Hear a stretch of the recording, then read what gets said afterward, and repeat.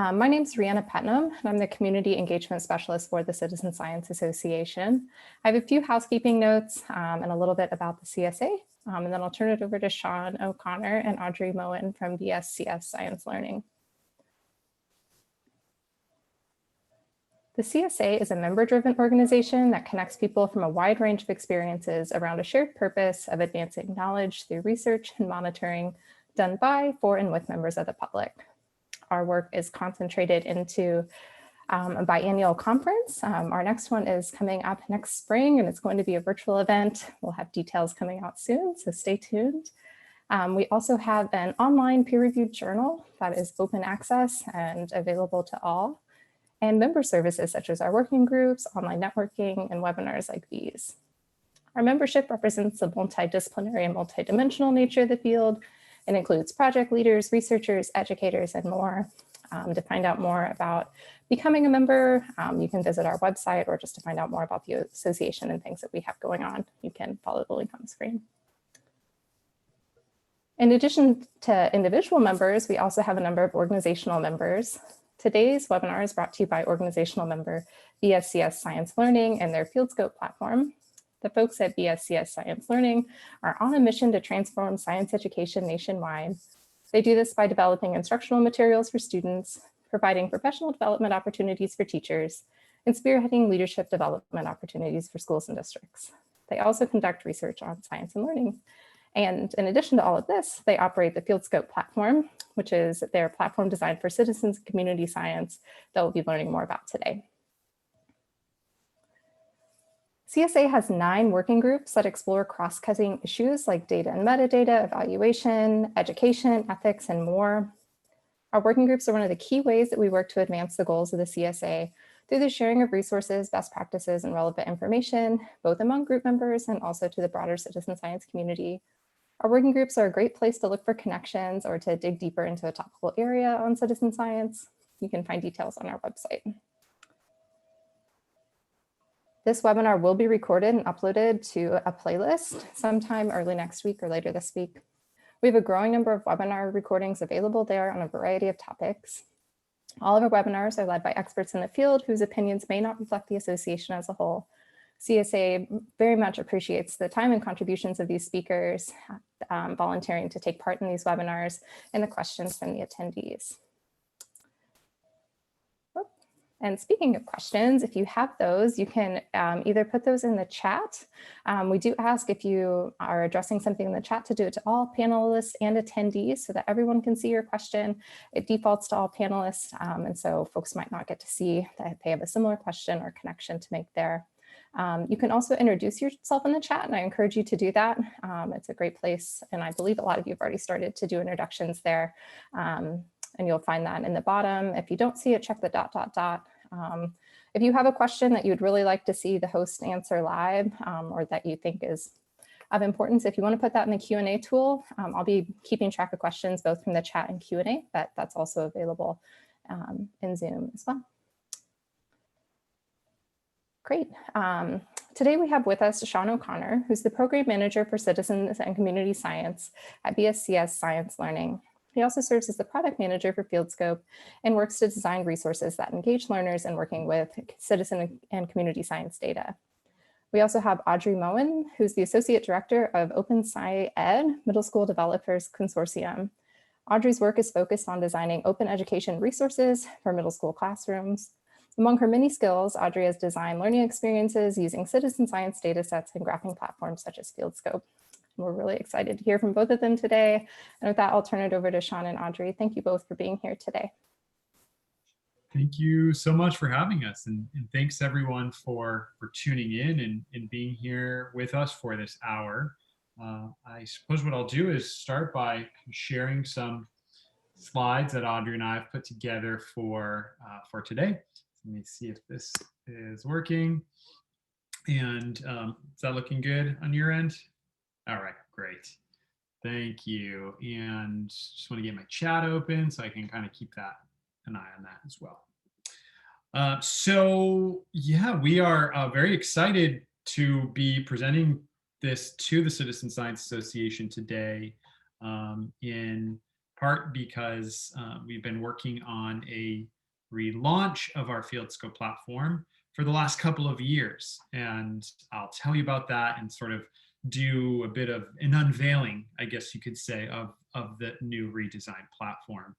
But the full scope of what we'd like to cover today, I want to just share a little bit about the history of the FieldScope platform, because I think it can be really helpful context to know.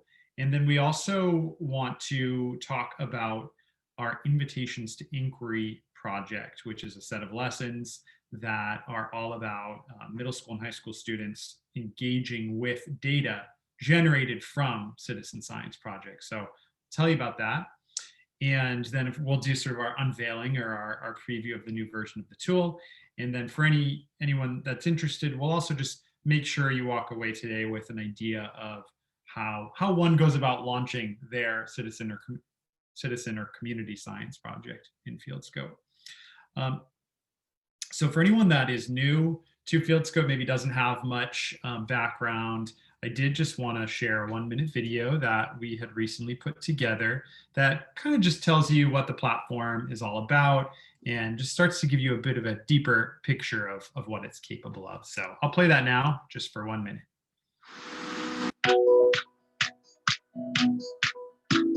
FieldScope is a platform that has been designed to support citizen and community science projects.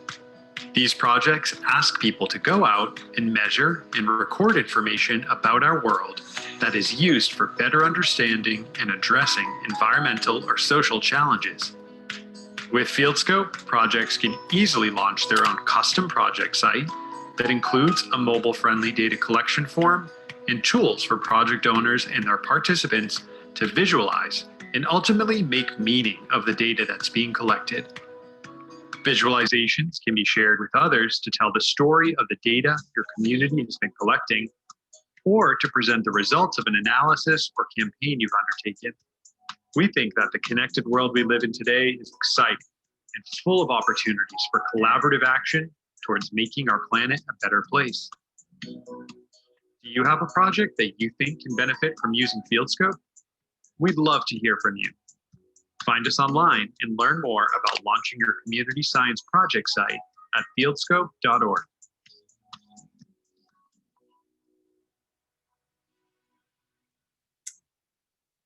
Great, yeah, I'm glad to share that with you. And like I said, it's very high level, just a quick introduction to what FieldScope is. And near the end, you could see we sort of listed a number of the different projects and programs that are using FieldScope. So that's up online if you want to view the video later. And to get into the history of the tool, we actually first developed FieldScope at the National Geographic Society. And we first developed it for use specifically in the Chesapeake Bay region, in the Chesapeake Bay watershed region, which is a huge watershed region on the East Coast. And at that time, there were some major environmental challenges with the bay, and there was a big movement across the watershed with educators, with nonprofits that had a stake in the health of the bay, with governments in all of these states that intersected with the watershed to really to engage the public and in particular students in interacting with their watershed and conducting water quality testing. And we had built the platform that came to be known as FieldScope at that time as a way to better connect students and their teachers, as well as citizen science efforts within that region that were focusing on water quality and the health of the bay, to better connect them, allow them to see their data they're contributing in a larger context. And so we took a very, what I would call geospatial forward approach to the application. In addition to creating a space where people could simply share their data, we wanted to create tool sets where people could interact with maps and GIS data to add important context to water quality data. And a couple of years later, we saw that in the larger field of citizen science, there was still a need for new platforms to be able to house citizen science projects for other water quality efforts and for other types of citizen science. And so at that time, we had applied for and received a large award through NSF's Advancing Informal Science Learning program, which allowed us to really build out the tool in a much bigger way and bring on new citizen science projects that needed a place where people could contribute data and then visualize and participate in analyzing that data. And we worked with a few key partners at that time to understand what their needs were, to help us inform the development of the tool. Some of our early key partners in that were AZA's Frogwatch USA program, Budburst, a phenology citizen science project formerly run out of Neon in Colorado and now at Chicago Botanic Garden, and a few others. And then in 2016, the platform came to BSCS Science Learning. And now, a few years later, we're finally launching a new version of the tool. We've been able to take advantage of the last decade of learning on what works well about the tool, what doesn't, and launch something that we believe and hope is better than before. So I'm going to, like I said, we're going to talk about history, which we just did, and now we're going to share about our Invitations to Inquiry project, and I'm going to hand that over to my colleague Audrey to introduce us to. Hi, everyone. I'm Audrey Mohan. I mostly run curriculum development projects at BSCS, and so Invitations to Inquiry is a project that we started working on about 2 years ago when we realized we had these amazing data sets, these citizen science data sets in FieldScope, and we really wanted to start thinking about how we could get students involved in working with these data sets. So the project goal is listed there to provide large numbers of teachers and students with this first experience with inquiry with authentic data. So these data sets that were in FieldScope. And so we started thinking about what is it that teachers and students need when dipping their toes into working with large data sets. And so we wanted to develop resources that supported the next generation science standards, because a lot of the states have adopted those standards, or at least a version of those standards. And in particular, we were really wanting to support kids with practices around analyzing and interpreting data, mathematics and computational thinking, and constructing explanations using data. And so that was where we really wanted our sweet spot to be as far as the design of our materials. We also knew that teachers getting these authentic data sets into their classroom, they have limited instructional time. So we were really thinking about what kind of instructional model we could introduce that allowed kids to experience these data sets without taking too much instructional time away from an already packed schedule for teachers. And then we have this theory that I'm going to talk about a little bit more on the next slide, but it's called a stepping stones theory. We wanted to design experiences with data, with these citizen science data sets that were kind of like dipping their toe in the water with data and just kind of getting a feel for working with data and asking questions about data and figuring out a few things with data without it being overwhelming. So we wanted it to be open-ended, but also scaffolded enough that students could develop some confidence with working with data. All right, next slide, Sean. Mm-hmm. So the stepping stones approach was basically acknowledges that learning occurs incrementally, that usually when people start a task, they take off a little bit at a time and they get more sophisticated over time. So the same applies with working with data. So we knew that we wanted to help students have experiences with data that were not really simplistic, but kind of straightforward with appropriate scaffolds in place so that then they could be ready to do more open-ended inquiries later on. We wanted it to be a really positive experience for kids, right? We didn't want them to struggle so much with data that they wouldn't be interested in exploring more data. So we have the stepping stones theory that we design these short experiences with data that allow kids to have a good positive experience and be able to jump into more sophisticated data sets. We also wanted them to have varied experiences with data. So not just always doing scatter plots, but like looking at different ways that we can represent data on maps and histograms, scatter plots, and different tools in FieldScope that you'll get to see today. All right, next slide. So where does this Invitations to Inquiry project fit into the bigger field of citizen science? So on the left side of the screen, there's these different options of ways in which you can experience citizen science. So you can go from designing studies, you can contribute data, you can interact with scientists or analyze data. And what we really wanted to help classrooms with is using these existing data sets in FieldScope to be able to ask questions around real data and then analyze and interpret that data to construct an explanation for their question.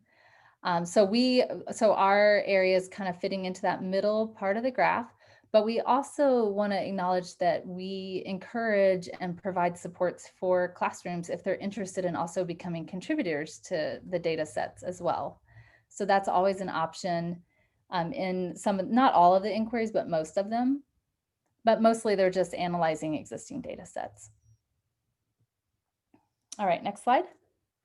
So then each inquiry, we have 12 of these invitations to inquiry. There are 3 to 5 day lessons that kids experience around a data set.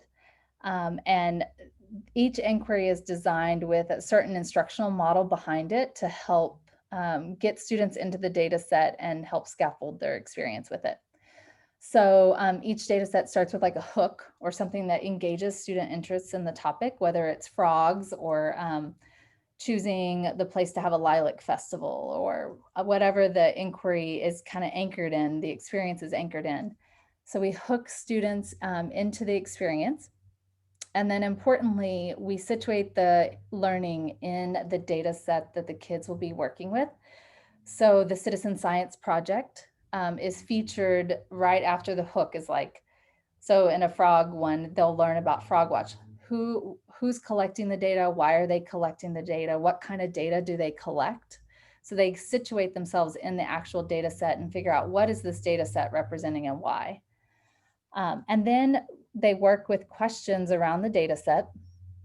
And they do a series of analysis and interpretation tasks that have different strategies embedded in the learning experience for kids to help figure out patterns in the data or trends that they're looking for. They make meaning of the data and often will begin to construct an explanation. Sometimes they have more questions and they go back to the data and do another round of analysis and interpretation. So they may do multiple passes through a data set, or sometimes they just do one pass through a data set. And then often there's like a action step that they can take or a way that they can get involved or some kind of connection back into why it matters. Why does this data set matter at the end? And then of course, like I mentioned, all of them have the option to also contribute data to the citizen science project as well. All right, next up. So these are the 12 invitations to inquiry that we have. Like I said, they're 3 to 5 day lessons, 3 to 5 class periods, depending on the length of the class period for the teacher. And they're situated in these different citizen science data sets. So Sean mentioned Budburst, Chesapeake Bay, Frog Watch was another one, night sky data. So they're all planned in the old FieldScope, which we will show you the new version today. You'll get to see the kind of unveiling of our new FieldScope platform. And we're in the process of transitioning these invitations to inquiry onto the new platform so that they'll match the new version of FieldScope. But anyway, these are free, they're open source. We provide them in Google Docs and PDFs for teachers, so teachers can edit slides and student handouts as they need to, and they can all be found at the BSCS website at the Educator Resource Center, listed in the link there on the lower left-hand corner. Cool, thank you, Audrey. And I'm gonna hop in and in the next 2 minutes, we're gonna look at 2 of these just to bring them to life a bit more for you. And it's gonna be sort of a highlights reel. We're not gonna unpack every aspect of the lesson. I particularly want to highlight the work that students are doing in FieldScope. And so this screenshot here just comes from one of the teacher guides for one of the lessons, which is utilizing the FrogWatch USA data set. And just an inquiry or an overview is provided for the educator. And as you can see, this one's called Frog Eat Frog World, and it's geared around this question of where do bullfrogs live and why. The teacher guide breaks down the learning goals for you, and you can see how that blue text there is where we really make the NGSS science and engineering practices pop for the educator, letting them know what are the key practices being used here. And then we also just break out for educators what are the disciplinary core ideas that are touched upon by the work students do in this lesson, and what are the next generation science standards cross-cutting concepts that are pulled into this as well. Each teacher guide will sort of give you an at-a-glance near the top, and I just wanted to kind of pull up a few pieces of the Frog Eat Frog World at-a-glance section to kind of show you it's broken out into different days. So we give suggested times, and this is showing like the day one activities where students are learning about the FrogWatch data set. What is that protocol? Who participates in that program? And start in on their analysis. And then they follow that up on the second day. And then eventually they'll work to sort of wrap up their analysis experience and actually work through some solutions on how to deal with the problem of invasive bullfrogs, which we'll get into a little bit more. This is showing a map in FieldScope of bullfrog data. So students come to this map and they learn that it's using the FrogWatch USA dataset. It is filtered to only show observations of bullfrogs. And you can see all these little frog icons, and the numbers on the map are showing you how many observations of bullfrogs are in the area where that symbol is. They might actually be from multiple wetland locations because we're zoomed out, so they're clustering together, but that kind of gives you an idea of the distribution of bullfrog observations from this data set.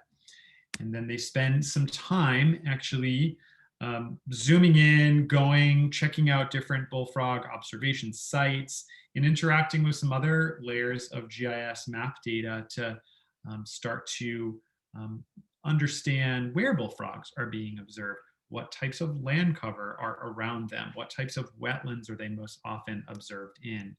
And if you remember when I was talking about FieldScope at first, I mentioned it's a very geospatial forward application, meaning that in any FieldScope project, there's always an opportunity to bring in other GIS data, which provides context for the data being collected, in this case on frogs or amphibians. Screenshot from a student worksheet here, just a framework to help students start to interact with the data in the maps and organize organize evidence they're pulling from the map to answer questions. And then later on, this is in day 2, once students get familiar with bullfrogs, they also get familiar with the fact that bullfrogs are voracious predators. They're native to sort of the eastern half of the United States. And then they come back into analysis and they start to take a look at where bullfrogs have some kind of co-occurrence with, in this case, some vulnerable native West Coast populations of frogs. So the next part of the analysis, they're actually finding where these co-occurrences are occurring by interacting with the map and the data and sort of logging that information and finding what we call hotspots in the lesson. And here's an example where a student might have come into the San Francisco Bay Area and sort of zoomed in and spends a little time working with the data to learn that at this site in San Mateo, there have been bullfrog observations that are co-occurring with, in this case, red-legged frogs and foothill yellow-legged frogs. And in case it's not clear, I mentioned bullfrogs are voracious predators. So students have actually learned that bullfrogs will predate on other bullfrogs or other frogs. So that's sort of already been worked into their experience here. And so these co-occurrences are potentially damaging for these native vulnerable frog populations out west. Finally, students kind of complete their analysis, and then they get presented with different management solutions. And then they sort of consider pros and cons of these different management solutions for dealing with invasive bullfrogs and present that to their peers. So that's a bullfrog inquiry. It's a lot of fun. And now I'm just going to switch to another one, which is very relevant for the season. This is all about the timing of peak leaf season and when trees are changing colors. So you can see in the overview, if you just look at the very first part, it says in this inquiry, students engage in a debate between two characters about when a bed and breakfast should have a fall leaf peeping special to maximize guest experience. So that's sort of the backdrop for this inquiry here. And the question is the timing of fall changing? Can we find an answer to that question by working with the budburst data set? So learning goals, we talked about the blue already, sort of hitting on the NGSS science and engineering practices that this lesson integrates. In this case, they're analyzing data, analyzing concepts or applying concepts of statistics and probability, and ultimately constructing written arguments based on data and evidence. So what do they do in this one? Well, looks a little bit different. We're not looking at just maps anymore. We're bringing in some graphs. So students end up working with box and whisker plots or range plots of the budburst data set, filtered to just look at red maples or Acer rubrum, and to only look at red maples when they've been reported as having a 50% leaf color change. That's the phenophase that the red maple was reported in. And so they filter that, or they work with that data filtered in that way. And then they're looking at two different periods of time, 2008 to 2014 and 2015 to 2018. So these different bundles of years to see if they can discern or discover in any way that timing of this phenophase might be changing in some way. And I just wanted to show you here, in this earlier screen, I'm looking at box plot, a map, a table. There's a lot going on.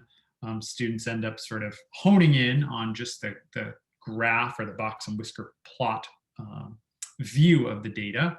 You can kind of cut out the map and the table to look at this one in a larger way. They spend some time starting to pull out and interpret this box and whisker plot. And you can see here on their student worksheet, they go through an exercise of looking at each of these two filtered time periods, picking out the mean day, picking out what was the latest day, what was the earliest day, and some other aspects of this graph, and starting to interpret what that means. It turns out when you look at, before I go there, I'll just mention they also spend some time learning about that phenophase and what is going on with plants when they change their color.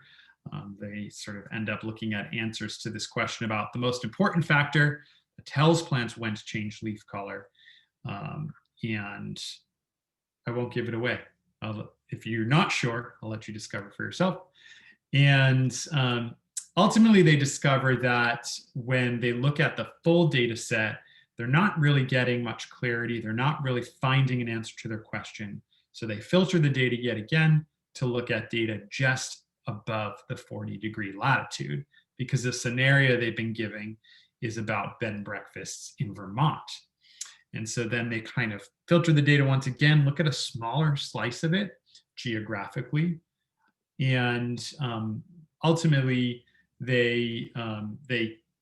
different students may have different responses, but this is just sort of like a teacher key to a piece of the student worksheet. And the punchline here is really that there is some evidence that implies that the timing is changing. And with Ava's season, Ava's one of the bed and breakfast owners, that fall was starting later, or this peak leaf season was starting later and it was shorter. So that's the fall colors inquiry. And then they spend some time making sense of data as discussions in class. So again, Audrey mentioned these all materials are found online on the BSCS Resource Center. Do you want to thank the Pisces Foundation that has supported our development of these lessons?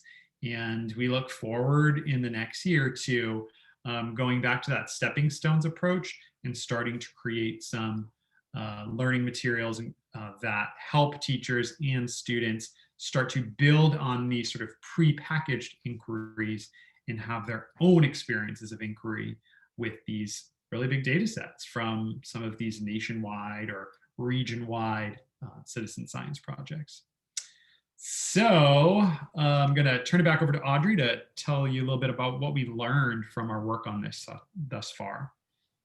Yeah, so another key partner in developing these inquiries were some pilot teachers that we worked with. So as we were developing the inquiries, initially we had a really small group of about 4 or 5 teachers that just kind of tested these out for us and gave us some initial feedback on some of the first few that we developed.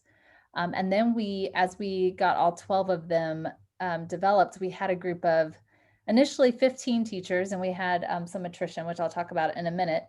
But we had 12 teachers test at least 2 of them for us with their students last winter and spring.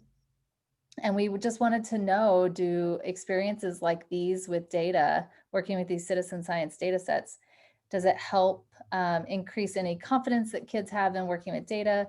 Does it help increase teachers' efficacy working with data and more open-ended inquiry kinds of experiences? So we did this pilot study. There's not going to be any statistical significance that I can tell you about because it was a small study, but it did really help us not only get feedback on the design learning experiences for kids, but just to know, does it have promise of efficacy and increasing confidence with working with data in classrooms? So these are our 12 teachers. They were across the board, middle school, high school, all different content areas. So it was a really wide range of classrooms to test these out in. All right, next slide, Sean. So I'm going to go over just some really brief highlights from the study. We had several hundred students respond to the student surveys. The student survey actually had data analysis content questions. It had self-efficacy questions around using data, and then it just had open-ended questions in which the kids could respond and tell us what they thought. So like I said, we can't say statistically speaking that there was a significant difference, but we did see significant difference between pre-invitations to inquiry experiences and post on students' efficacy in working with data. We also saw significant changes in their understanding of data, graphs, and maps as well. And the groups that worked with these, like I said, they did 2 to 3. So we're talking about approximately 6 to 8 days of instructional time spent in this space. And then the open-ended questions, the one that we have displayed for you now is just kind of some themes that we pulled out from the student responses. And it was really exciting to read. If you've ever read hundreds of middle school and high school student responses, you get some really oddball comments, but we had some really positive comments about just they really enjoyed using data in FieldScope, just figuring out all the different ways you could use data. They appreciated the ease of use. So again, it was that stepping stones experience of having a positive experience with data and feeling like you understood why you were doing what you were doing with the data. So that definitely came out in the student responses.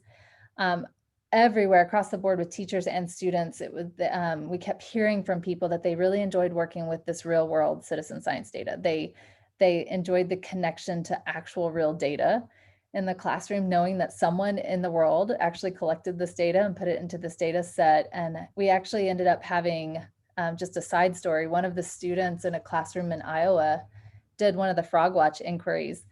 And while he was a high school student, and he remembers when they looked at their local frog data, there was a data point near his neighborhood. And when they actually dug into it, it was a data point that he had collected with his dad when he was in elementary school. And so it was actually his data hosted in the data set. So that was pretty exciting for him. And the teacher had said that he was a pretty shy student, and it just opened him up all of a sudden to see his data being used by his peers. So anyway, and just in general, they enjoyed learning. We had one teacher say that she hadn't seen her students this excited about learning all year. And she said it was really amazing. They just wanted to keep listening to the frog calls. And so they got really into it. So that's just the high level with the pilot study, but I will say the teachers also had a shift in their confidence in teaching with data. So we measured their efficacy teaching with data, and also their efficacy around inquiry lessons. And in both cases, they showed a significant shift pre to post after this experience as well. All right, next slide, Sean. So I said that we had a little bit of attrition. We started with 15 teachers. We ended up with 12 classrooms at the end of it because of COVID-19. So we were in the middle of our pilot study when schools started shutting down. Several of our pilot teachers took the inquiries online and did them in an online setting with their kids, which was a good experience for us to see how these would play out online. But we also decided to take this opportunity and go ahead and create 7 of the 12 inquiries have a student self-directed do-at-home version. So kids can get on and actually walk through the inquiry on their own. And so we put those up for teachers to use as well. So the invitations to inquiry.org was kind of just a pivot in the middle of everything, trying to respond to school closures. And those ended up having a pretty good response from students and teachers, just having another opportunity for kids to keep their learning going, even though they were in an online space. So we just wanted to mention that for everyone. And then just one other thing that I wanted to mention is that we have professional learning coming up with a new grant funded by the Pisces Foundation. And we're going to be doing some new work with the new FieldScope platform this winter. So if you're interested in doing any professional learning, just contact Sean, his email's there, and we can get you looped into the different opportunities we're going to be offering this winter and next spring as well. So I'm going to pause and just throw out a question for you just to think about. And now that you've seen these different opportunities that we've designed with these citizen science data sets in FieldScope, what are the opportunities you see for data science education in the context of community and citizen science? So just take a moment, and if you have some ideas and some different opportunities you can see with this, just throw it into the chat.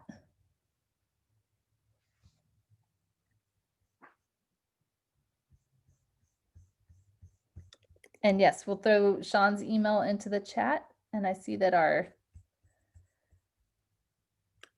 Rihanna put our invitations to inquiry link there as well.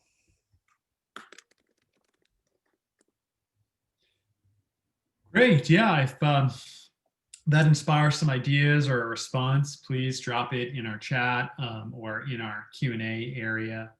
And I see some questions coming in. We'll make sure to address. And next, I want to just get into the relaunch of our FieldScope platform. So we had some technology goals here. If you go onto the invitations inquiry today, when you load FieldScope maps and graphs, you'll notice that they use Flash, which is very frustrating for some users because the browsers aren't very friendly with Flash anymore. It's a technology that's going away. So we actually had a big motivator to redesign the tool, which was designed and not in Flash anymore. So the new version we're launching, we've sort of been launching over the last few months, and we'll finish our launch of next month, does not use Flash anymore. So we'll also be relaunching the lessons next month in the Flash-free version. And we've also designed it to be mobile friendly and modernize the whole technical infrastructure. And we had some user experience goals as well. We wanted to take some of these advanced mapping tools and make sure that we really could break them down and better support mapping and graphing by novice and casual users. We wanted to allow users to not just create one graph in one map. We wanted to create a space where You could put 2 maps because maybe you wanted to compare something between maps, or you want to have multiple graphs in a space. We also want to create home pages that were more engaging and better support for groups within projects. And the ones in yellow are things that we are going to be working towards in the year ahead. And so I'm going to just take you through some screens of the new tool that sort of highlight the new functionality, the new layout, and what the tool does. And so I'm going to kind of skip around the portfolio of citizen science projects that currently use FieldScope to sort of do that. This one is a project called Citizens Restoring American Chestnuts. It's in Western Maryland, so it's has a limited geographic area. And this is an interesting project because participants about 7 or 8 years ago were taking part in a study run out of the University of Maryland Center for Environmental Science to see how hybridized chestnut trees would do in different soil conditions and different site locations. And every year they come back and they track their trees and they report data every year. And so that's, I just wanted to show you what the sort of top of a homepage looks like. There's a description, a key image for a project. It tells you how much data is included in this project, how many people have contributed data.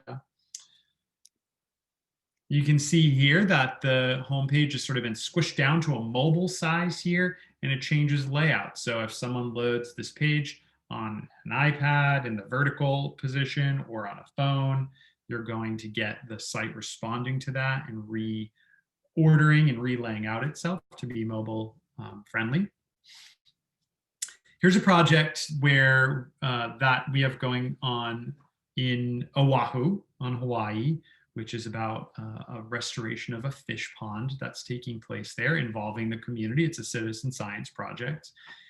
And I wanted to show this one to just kind of show you this little dynamic scroll through of the rest of the homepage. So we looked at that top piece, and as you go down the page, there's a section where projects lay out their project goals. There's a map. There's key visualizations that a project links to. So let's look at the data entry form for a moment. So most of these, adding data is typically a pretty key activity within a citizen science project. So there's a mobile friendly add data form. This one is from the fish pond project on Oahu that I was just describing. So you can see here that really adding data is a 2-step process. It involves setting your location and then going ahead and filling out the rest of your data entry form. So different projects are going to have different protocols. This is a protocol that is unique to the Loko'ea Fish Pond Restoration Project. I just kind of wanted to go through to show you that, date is supported, time is supported, open text is supported, numeric fields, as well as categorical list fields. So here I just wanted to show, certain units are supported for multiple, certain fields, like a temperature field is supported to have multi-unit selection. We need to get that changed to, we want to have the degree symbol there instead of that DEG, but just wanted to kind of demonstrate that fields can have unit conversions built into them. So in this case, air temperature. I also want to call out that some projects really require people to, or need people to be uploading different kinds of media as well. That media might be part of the data protocol or collection protocol. So we've always supported photo uploads, but now we also are able to support audio and video and document uploads and playbacks as well.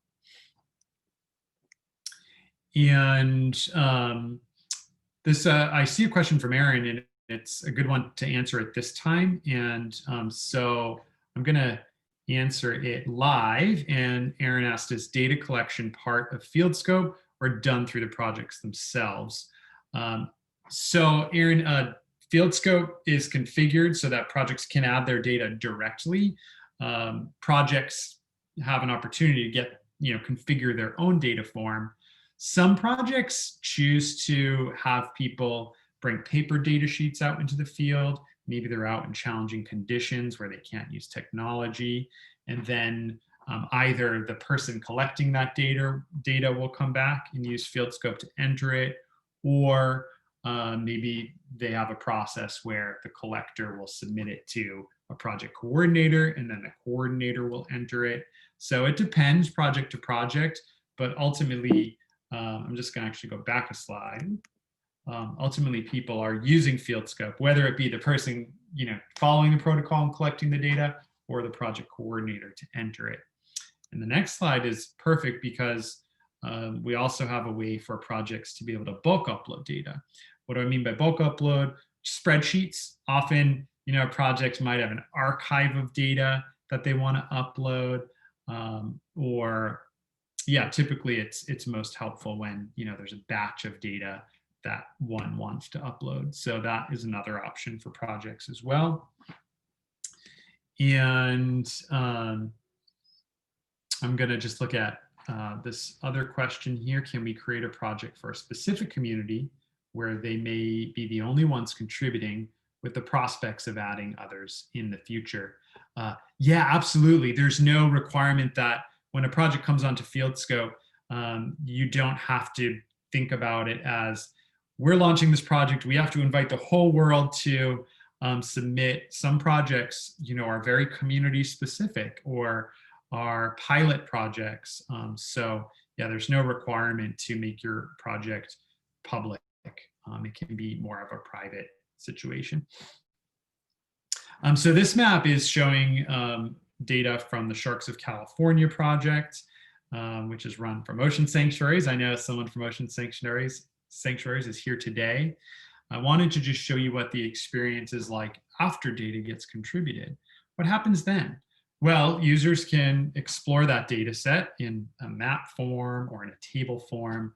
In a few minutes, I'll show you how they can start to visualize it as well. But notice we're here in the data section of the tool. And if you go into the table, you always have access to be able to download a data set. Sometimes the project coordinator or participants may want to download it to do some different things with it. If a project has media included, there's a way to pull up that media, whether it's a photo or a video, and experience it right within the project, download it if needed. Geospatial first, I mentioned that in the beginning, and I just want to return to it. It's still very much a part of the FieldScope experience to be able to interact with contextual GIS map layers. So here's just a screenshot from the Chesapeake project where someone is looking at this land cover data. There's also data management tools. So if you're a project coordinator and your community is contributing data, you're going to need to review it. You may need to occasionally communicate with the person that contributed the data. So we've created a mechanism for that, and mark data as reviewed and that sort of thing. I'm having to go really fast to unveil it, so apologies. Feel free to follow up later if there's a specific aspect that I mentioned that I didn't go deep enough on. And now let's just look at the new visualization tools. So you saw a little bit of them before when we were going through the existing invitations to inquiry. And now we've redesigned them and we're rewriting those lessons. The first thing I want to show you is that there is a tool for filtering data, right? So FrogWatch, for example, has 150,000 data contributions over more than 10 years. So there's a filter tool available for someone to say, I don't want to see the entire FrogWatch data set. I just want to see green frogs. I saw a green frog. Let me see where other people saw green frogs or heard a green frog in this case. Then when you're working in the visualization space, and any user can work in the visualization space, you can create many filters, right? Maybe I'm really interested in green frogs and American toads, so I filter for those. Filters don't have to be based on categorical items. They can be based on numeric ranges, right? Say I'm working in a project that has more numeric data. Say I only want to see water temperatures that are above 50 degrees Fahrenheit, or a geographic filter. Only show me data from Illinois. But in this case, I've created a few different filters. And then what I do is I then apply that filter to the map. So I have my map and I say, okay, show me the green frogs on the map. And there's ways you can change the styling of the points on the map. Don't just show me yellow circles or green frog icon. Show me the green frog, but let me see on the map, color it by the land use. Was it a suburban site location, an urban site location? So you're basically just pulling in more data that comes from the data set. Just to show you sort of a similar concept, but with something numeric, here's a map of the Chesapeake with all the data that has this salinity color ramp applied. And let's see, get through a bit more of this. So beyond maps, this is about creating graphs and other artifacts to support meaning making of these data sets. So here I've taken that American toad filter that I showed before, and I've applied it to a histogram. And I said, show me what months people are observing American toads. And then I could change that to green frogs. I could see how it differs. It appears that most, or the month with the most American toad observations is April, and the month with the most green frog observations is June. And when I create a visualization that I like, and if I want to preserve it and save it, I can annotate it, I can give it a description, and I can ultimately give it a custom title and save it. So one distinction I want to make is in a FieldScope project, if it's public, people can come interact with the data without even having their own user account. But then if you want to save your own visualizations as an educator, as a student, as a project coordinator, you can do that. And then we didn't really look at time series at all, so I'm just showing you a graph of turbidity over time at the local area fish ponds that we've talked a little bit about. And just showing that this tab along the bottom and towards the bottom left here, I'm looking at the annotated map, and I can look at it in a full view by closing that tab. And here is, if I'm signed into a project, I can see like, here are all the visualizations I have created over time. There's also a new help section available in the tool where a user, if they have a question about the protocol or the data form or how they access the maps, they can use this widget that appears in all the projects to ask questions and get access to a full knowledge base of articles. So where are we at? Well, we've migrated about 2/3 of the projects that use FieldScope. And then within the next 3 to 6 weeks, we'll be migrating the last third. And then our initial relaunch will be complete. Coming right up in the next few weeks, we're going to be adding some additional visualization widgets, our scatter plot tool and our range plot tool. We're going to be launching a new group functionality for a more distributed management of data. So FrogWatch, for example, that's a big nationwide program, and they've got chapters all over the countries around this country. And we're going to be launching a tool set to allow the coordinators of those chapters to have better access to their own chapter's data set. Looking ahead to next year, we are going to be doing some work to support from interaction amongst users. We're going to be tackling some functionality with teacher facilitated accounts. So in contexts where teacher doesn't want to necessarily have their whole class of students creating their own account, but can create sort of anonymized accounts to their teacher account, and some developments to the visualization tools, such as animating change over time in maps. I do want to take a moment to just recognize the support we've received the last couple of years in our work from the Gordon and Betty Moore Foundation. That's made a lot of our redesign possible. So thank you so much to them. And I also want to just thank Azavia, who has been the lead technology development firm who's helped us on the design and the recoding of the whole tool. They're based in Philadelphia, a B Corp organization with a lot of great work in this area. So if you are on today and are interested in launching a project, just a quick graphic to orient you to how you go about doing that. Ultimately, we send you some easy Google Sheets, Google Doc templates to fill out to define your project form and your project homepage content. And we build it for you and give you a period of time to test your project. We have a license agreement, you sign, and then you go live. So it's not a fully self-serve tool like come and just be like, this is what I want in my form and click launch. We do work with projects in a little bit more hands-on of a way to do that.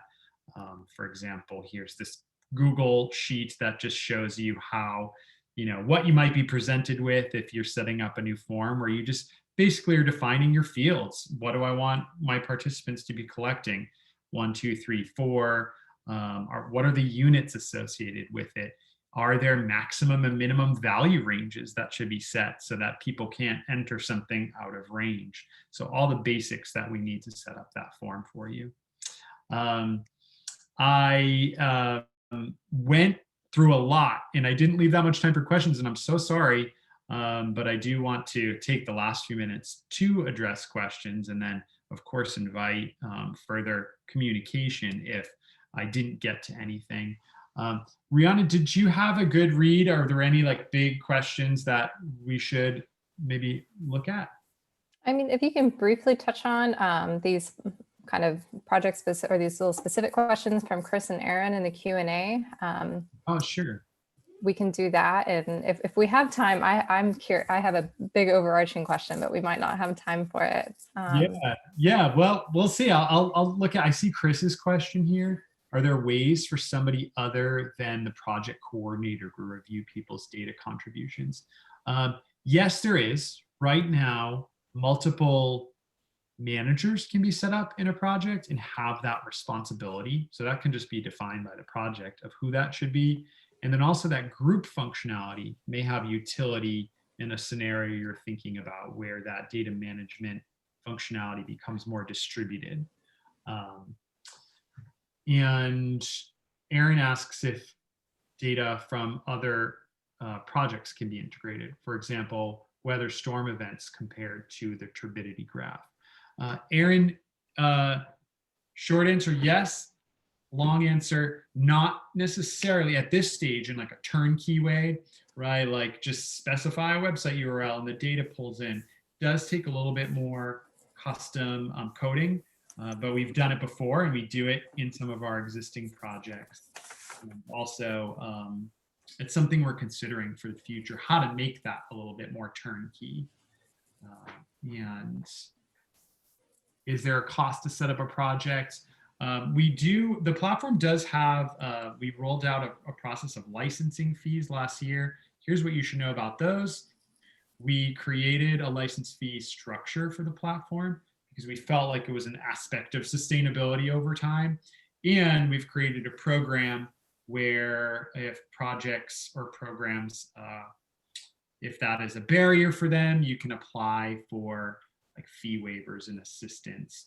And the fees for small projects are, we'd say it's free for a year, and then it's on the order of $50 or $100 annually. And if that's a barrier, we created a mechanism for people to be able to access the tool anyway.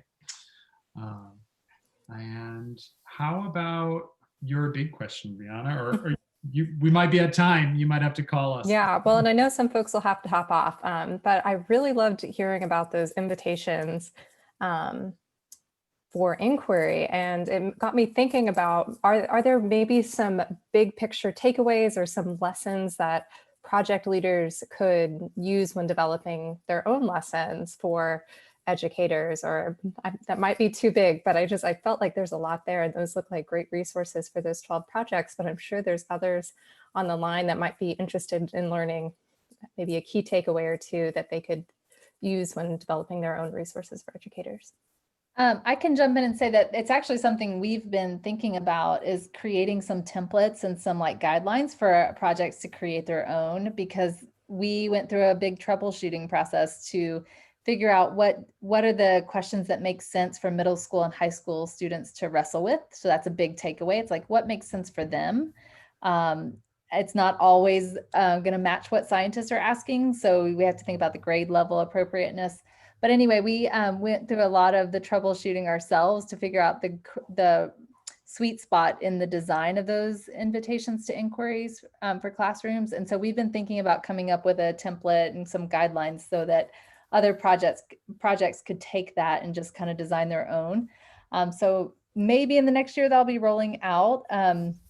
But I guess the big takeaway would be like, first, look at what is important for middle school and high school kids to figure out, and does it fit with their content? Because designing something that's not ever going to fit with any content that will be taught in a classroom is not going to be useful, right? So that's the first step to take.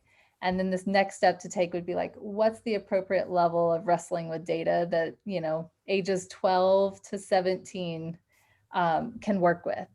And then you start narrowing down in your data set what might make sense. And then of course, engagement, like what might they find interesting to figure out? Sean, I don't know if you want to add anything to that. Got to say, I was trying to get a couple more answers out on the chat. Yeah, well, I think a related question, Susan posted about some projects that she has going in Smoky Mountain National Park. And that the data is not available for the general public to collect, but they would like that data to be available for teachers to analyze. Is that something that someone could utilize the FieldScope platform for? I know, Audrey, you put a response in the chat, but I don't know if we had a moment to answer that live in case others have a similar question. And so I'm trying to find, oh, great. So we have Susan's question, which is answered here. So we could absolutely, if that project wanted to make their data available in an environment like FieldScope where it could be interacted with by teachers and students, and for example, say set that project as private and have more of a, you know, invitation only sort of, because there is, I didn't go into it, but there is a tool for managing users in a private project. If there was like, if they didn't want it available for public, but yes, for schools, we would have a pathway for that. Yeah. And I love the idea of taking a data set that's maybe been collected over many years and, you know, using paper or other technology and sort of making it available in FieldScope for the purpose of visualization and analysis. That's great. Well, in respect of everyone's time, we are going to wrap it up. Thank you guys both so much. This was a really engaging webinar, and I really loved learning about the two different kind of resources that are available through BSCS Science Learning and for citizen science. And I think Sean has shared his email in the chat. Audrey, I don't know if you want to pop yours in if you have any questions for them. Sean's your go-to for any questions about FieldScope. I'll be following up later this week with a link to the recording. I know a couple of you have asked about that, and if you want to share that out, you're welcome to. It'll be on our YouTube channel for public viewing. And if there's any links or things that were shared today, I'll try to include those in the follow-up as well so you can find those easily. But thank you everyone for being on today, and hopefully we'll catch you on another webinar again soon. Thanks everyone. Thank you. Thank you.